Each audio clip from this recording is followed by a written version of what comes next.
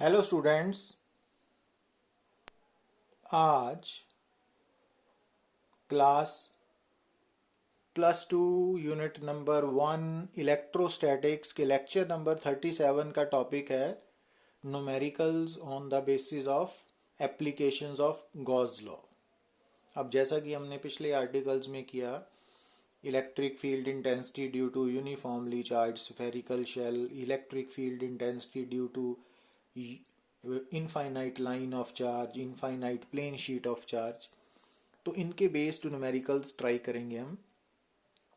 जैसा कि आप देख रहे हो, न्यूमेरिकल नंबर 1 में गिवन है electric field 0.400 metre from a very long uniform line of charges 840 newton per coulomb. How much charge is contained in a 2.00 centimetre section of the line. तो यहाँ पे हमें distance and electric field due to infinite line of charge given है। जब long uniform line of charge it means infinite, और E भी given है, are भी गिवन है, तो हमने फार्मूला यूज किया E is equal to lambda over 2 pi epsilon naught r, और उसमें सब्स्टिट्यूट करके लेमडा निकाल लिया।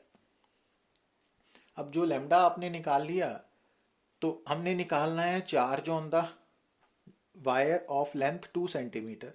तो अब क्योंकि लेमडा है चार्ज पर यूनिट लेंथ, तो चार्ज हो गया लेमडा इंटू लेंथ। अब लेंथ 2 सेंटीमीटर हमें गिवन है, लेमडा हमने फर्स्ट पार्ट में सॉल्व कर लिया, तो वो दोनों वैल्यू सब्स्टिट्यूट करके आपने क्यू निकाल लेना है और सेंटीमीटर को फर्स्ट ऑफ ऑल मीटर में कन्वर्ट करना है। अब सेकंड न्यूमेरिकल में हमें गिवन है A very long uniform line of charge has charge per unit length 4.80 microcoulomb per meter and lies along the x-axis। कि हमें एक infinite line of charge given है जो along x-axis लाई कर रही है और जिसकी linear charge density 4.80 into micro की जगह 10⁻⁻6 कूलम पर मीटर है ना।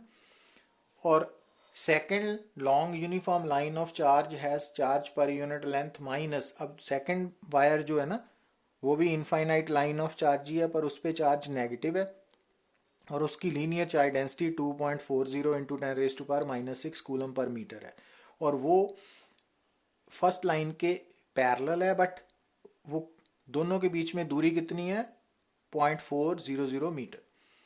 And what is the net electric field intensity at the following points. अब दो पॉइंट्स पे इंटेंसिटी निकालनी है, रिजल्टेंट।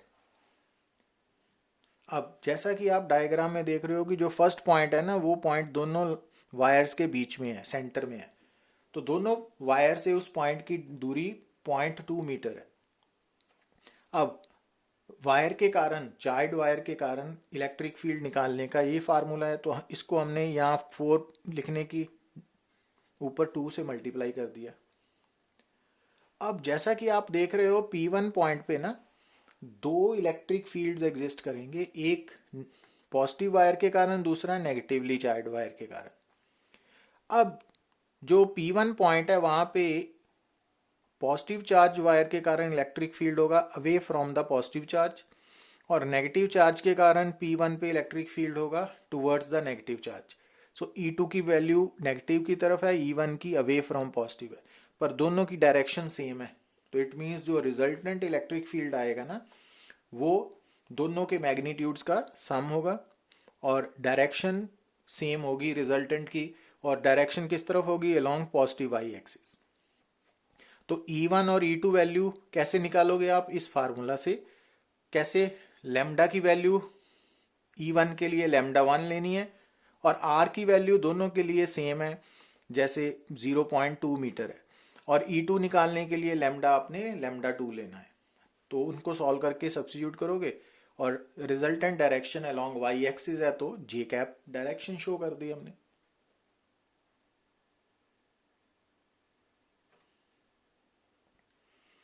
अब अगर आपने सेकंड पार्ट में इलेक्ट्रिक फील्ड निकालना है, तो वाई 0.600 मीटर है ना, तो ये अब ये जो सेकंड पॉइंट है ना, वो फर्स्ट वायर से 0.6 मीटर अवे है, पर सेकंड वायर से वो 0.2 मीटर अवे है, ये ध्यान रखना।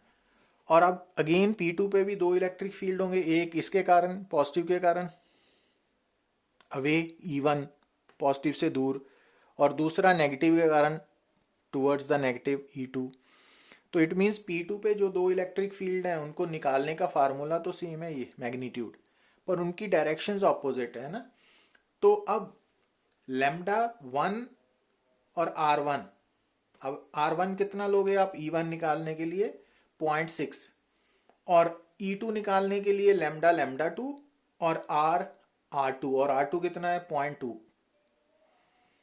तो यहां से निकाल के हमने, और जब E1 E2 निकाल के देखा ना P2 पे, तो E2 ग्रेटर देन E1 है। इट मींस P2 पॉइंट पे जो दो इलेक्ट्रिक फील्ड्स हैं E1 एंड E2, क्योंकि दोनों की डायरेक्शन ऑपोजिट है, तो रिजल्टेंट का मैग्नीट्यूड किस तरफ कितना आएगा, दोनों के मैग्नीट्यूड के डिफरेंस, बड़े से छोटे वाला माइनस करना है, और डायरेक्शन किस तरफ आएगी, जिस तरफ बड़े वाला वेक्टर है। तो E2 क्योंकि मैग्नीट्यूड में ग्रेटर है E1 से, तो रिजल्टेंट P2 पे जो रिजल्टेंट इलेक्ट्रिक फील्ड है दोनों वायर्स के कारण, उसकी डायरेक्शन नीचे की तरफ होगी, means along negative Y axis. अब न्यूमेरिकल नंबर 3 में a charged particle having a charge of -2 into 10⁻⁻6 coulomb is placed close to a non-conducting plate having a surface charge density of this one. Find the force of attraction between the particle and the plate. अब यहाँ पे क्या ध्यान के रखना है कि actually particle और प्लेट एक दूसरे पे फोर्स एक्सर्ट करेंगे, क्योंकि प्लेट पॉजिटिवली चार्ज है, पार्टिकल नेगेटिवली चार्ज है, तो फोर्स ऑफ अट्रैक्शन होगी। अब कितनी होगी, तो इसके लिए कैसे सोचना है कि एक्चुअली पार्टिकल प्लेट के इलेक्ट्रिक फील्ड के अंदर है। अब plate means infinite plane sheet of charge, ठीक है ना, नॉन कंडक्टिंग वाला केस। तो electric field due to non conducting sheet sigma by 2 epsilon naught. अब आपको प्लेट की सिग्मा की वैल्यू गिवन है, एप्सिलॉन नॉट आपको नोन है 8.85 इंटू 10⁻⁻12 इन SI। तो यहाँ पे सब्स्टिट्यूट करके आप electric field due to non conducting plate निकाल लोगे। अब क्योंकि चार्ज पार्टिकल इस इलेक्ट्रिक फील्ड में लाई कर रहा है, तो उस पर कितनी फोर्स लगेगी, QE। अब Q पार्टिकल पे चार्ज हमें गिवन है, और E हमने यहाँ से निकाल लेना है, तो दोनों को मल्टीप्लाई करके फोर्स निकाल लेंगे।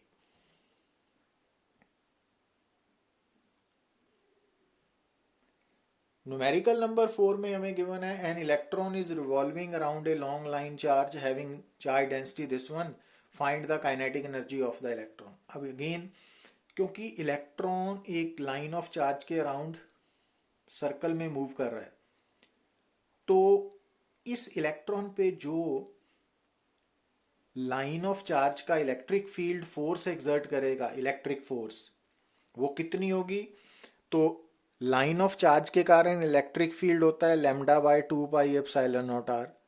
अब इस इलेक्ट्रिक फील्ड ने इलेक्ट्रॉन पे कितनी फोर्स एक्सर्ट करनी है, इलेक्ट्रिक, दिस वन।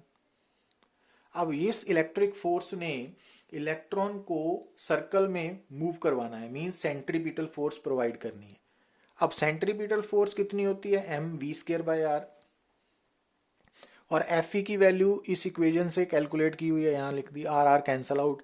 तो अगर आप इस इक्वेशन को सॉल्व करोगे तो V की वैल्यू इंडिपेंडेंट ऑफ R आएगी। तो इट मीन्स अगर लाइन ऑफ चार्ज के अबाउट इलेक्ट्रॉन रिवॉल्व कर रहा है इन सर्कुलर पाथ, तो उसकी speed independent of radius of circle होगी। बट हमने निकालनी है काइनेटिक एनर्जी। अब काइनेटिक एनर्जी का फार्मूला है हाफ mv²। तो इस इक्वेशन से हमने mv² की वैल्यू इतनी निकालनी। अब mv² की वैल्यू यहाँ सब्स्टिट्यूट करके फार्मूला ये बन गया, उसको सॉल्व किया तो कितने जूल काइनेटिक एनर्जी आ गई, वो आपके सामने है कैलकुलेशन करने के बाद। Thank you.